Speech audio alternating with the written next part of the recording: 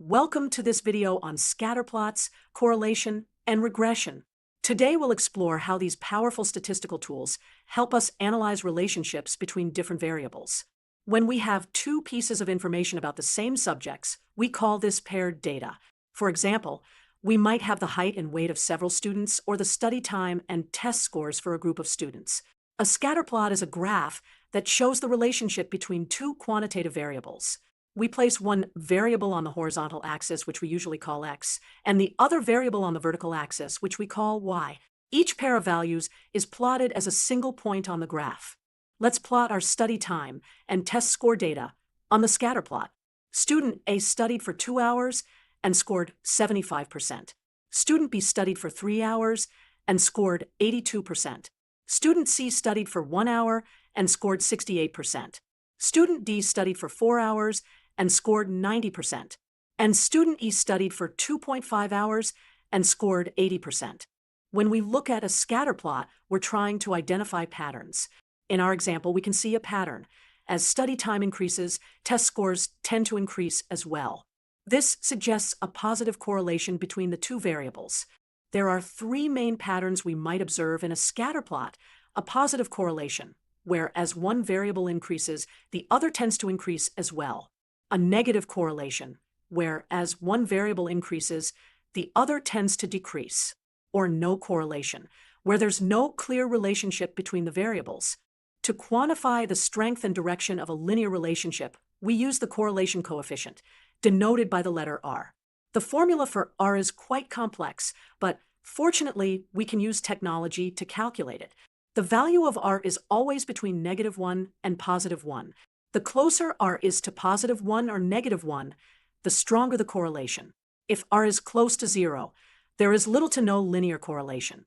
Let's calculate the correlation coefficient for our study time and test score data. Using the formula, we find that R equals approximately 0.94. Since this value is very close to +1, we can conclude that there is a strong positive linear correlation between study time and test scores. When working with sample data, we need to determine if the correlation we observe is statistically significant or just due to random chance. We use a p-value to make this determination. If the p-value is small, typically less than 0.05, we have evidence of a significant correlation. In our example, the p-value is 0.017, which is less than 0.05, confirming that our correlation is statistically significant. Now that we've established a significant correlation, we can use regression to find the line that best fits our data. Linear regression gives us an equation that predicts one variable based on the other. The equation is in the form y hat equals b0 plus b1 times x, where y hat represents the predicted value of y, b0 is the y-intercept, and b1 is the slope of the line. Let's find the regression line for our study time and test score data. Using statistical methods, we calculate that b0 equals 63.5 and b1 equals 7.1. So our regression equation is y hat equals 63.5 plus 7.1x.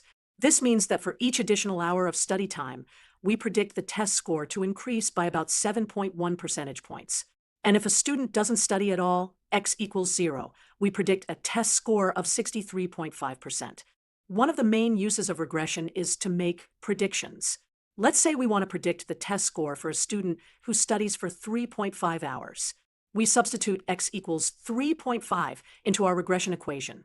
Y hat equals 63.5 plus 7.1 times 3.5. This gives us y hat equals 88.35. So we predict that a student who studies for 3.5 hours will score about 88% on the test. While regression is a powerful tool, we need to be cautious when using it.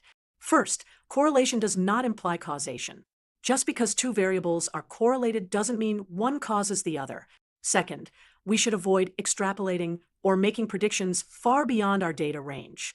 Third, our regression line may not be appropriate if the relationship between variables is not linear.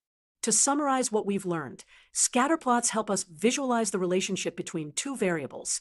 The correlation coefficient, R, quantifies the strength and direction of a linear relationship. Linear regression gives us an equation for predicting one variable based on the other. Together, These tools help us understand and model relationships between variables, which is crucial for making informed decisions in many fields. Thank you for watching this video on scatterplots, correlation, and regression. These concepts are fundamental to understanding relationships in data and form the basis for more advanced statistical techniques.